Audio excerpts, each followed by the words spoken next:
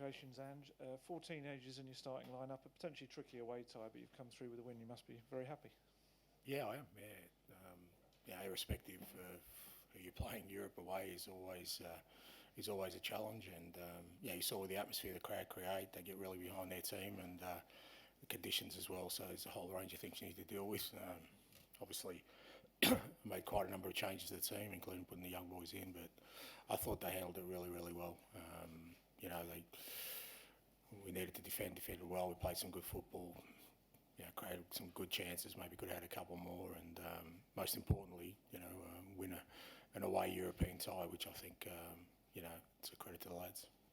You left Mikey Moore on for full 90. I mean, what did you make of him tonight? Yeah, that was outstanding. It was brilliant. I mean, for a 17-year-old to play 90+ minutes in a European away tie, he just handled it superbly.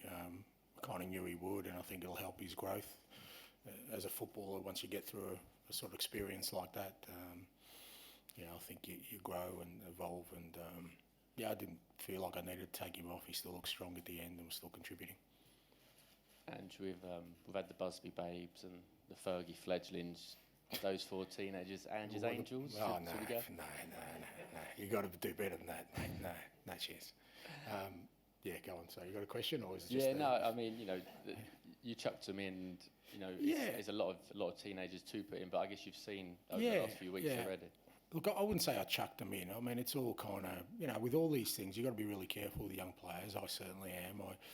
The first thing is that they're part of our first team squad, not because I want some young players. It's because they've earned that spot, and then it's about how to help them develop, and the moments we need to put them in there, the moments we need to hold off, and we can't discount the fact that Archie's 18, Lucas is 18. I thought Archie was brilliant today. We asked him to play 2 different positions, and it's incredible how he just adjusts and and is able to bring his game to wherever we put him. Lucas worked hard. Will was unlucky a couple of moments. We could have got a goal. So these guys are there because they've earned their spot, but they're an important part of our development, because whilst we want to kind of be a team that has an impact this year, it's, like I said before, it's important we're developing players along the way, so that whatever sort of period of potential for success or opportunity for success exists, it's elongated because of the young players you've got through. And I just think tonight all those boys will come through that and go, okay, that was tough, different, but we got through it and we won. Ange, are these teenagers particularly special, or is it the fact that I guess they are, but also football? They're 18. What were you doing at 18, Tom? Not this. No, but my question would be: football seems to have got a bit younger recently. We saw Yamal in the Euros. Has the game changed a bit, or is it these guys are so good that they? No. I still wouldn't. I mean, how many 17-year-olds are playing in the Premier League?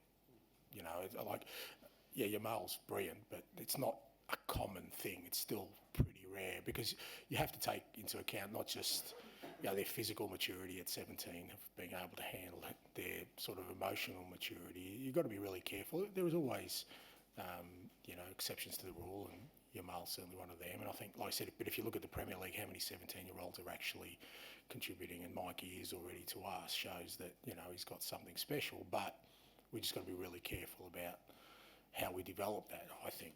Because it's too easy just to say, he's a great young player, just throw him in there, especially in the Premier League, because out of all the leagues probably in Europe, it's the most physically challenging. So, young players, the first thing you want to see is can they handle it? And to be fair, Mikey handles it pretty well, and certainly Archie and Lucas have that. But we've got to be careful with them. But at the same time, we've brought some really talented young players to the club, and part of my pitch to them was that we will develop them and they will play, and it's my responsibility to make sure they do that. I can't shy away from that, because the next 18 or 17-year-old we want to sign will point to recent experience, so it's important we give them the game time they deserve. And just on Mikey, you said he's outstanding. What in particular do you really like about his performance today? He's just his ability to kind of deal with pressure and keep the ball in really, tight areas and make really good, clean decisions for a young guy. it's not easy today. Out there you could see the conditions. Almost suit defenders because defenders can fly in with tackles, and got one in the first 30 seconds, I think it was. But he kept his feet well, and he takes the responsibility of driving inside or taking his man on. Makes good decisions with the ball, and like I said, he's got so much growth still. But the good thing is, like, he wants to learn, he wants to develop, and like I said, I couldn't be happier for him, but also pretty pleased that he's part of our football club. Hello, Ange. Can I ask you again about Brennan and another goal? And he just keeps going, and he keeps finding that precision finish in the bottom, just inside the post. Not a coincidence, I take it. No, and I thought he was unlucky with the one that hit the bar as well. Look, he's in a great vein of form. He obviously feels good about himself at the moment, really confident in his, I guess with all attacking players, goals, assists, they kind of thrive on that stuff. But, look, I've said before, he's been fantastic for us. I mean, even if you look at his figures from last year, he's moved to a big club and he's still got a decent return of goals and assists. It was always curious to me why people were singling him out, because if you compare him to other wingers in the league, his numbers always stacked up anyway. Now he's probably, bypassed all of them. But I had no doubt that, he would be, would make a massive impact for us. And now he's making, not just an impact, he's changing games for us. And again, still a young guy, still working hard, wants to learn, so great for us. Hi, I'm Karol Por from Nemzeti Sport. What's your opinion? Some years ago, you met with Ferencváros when you worked at Celtic, yeah. Celtic, yes. This Ferencváros is a stronger team, or in the past? Hard to say, but I do remember, both with Celtic and today. So I knew today that the supporters create a fantastic atmosphere here. You can see why Ferencváros have such a strong home record, not just domestically, but in Europe. They're hard to beat here because the supporters create a great atmosphere. And I remember that from when we played them with Celtic, and we had to work hard that day to get a win. I think it was 2-1 as well, if I remember correctly. Might be wrong, but it was a tight game as well. But I knew it'd be difficult. Similar today, obviously, I played against AZ, where Pascal was also coaching there, and they try and play sort of a high tempo, high energy game, which is what we want to do. So we knew it was going to be a difficult challenge. But look, I think for the rest of this sort of Europa campaign here at home, they're going to be a challenge for any team. Last two, please. Hello, I'm Silar Tsebo from RTL.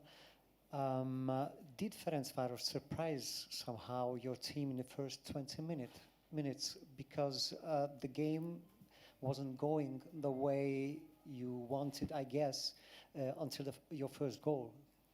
Yeah, to a certain extent. Like I said, I knew what to expect because obviously the supporters create a great energy and the players have energy at the start. But, we always know that, no team is fitter than us, and we'll always finish strong. And, I felt, they had a couple of chances where we were still, in the game, we're still controlling the game, created a couple of opportunities ourselves. And, after that 20 minutes, I knew we would get stronger and stronger. So it didn't surprise me.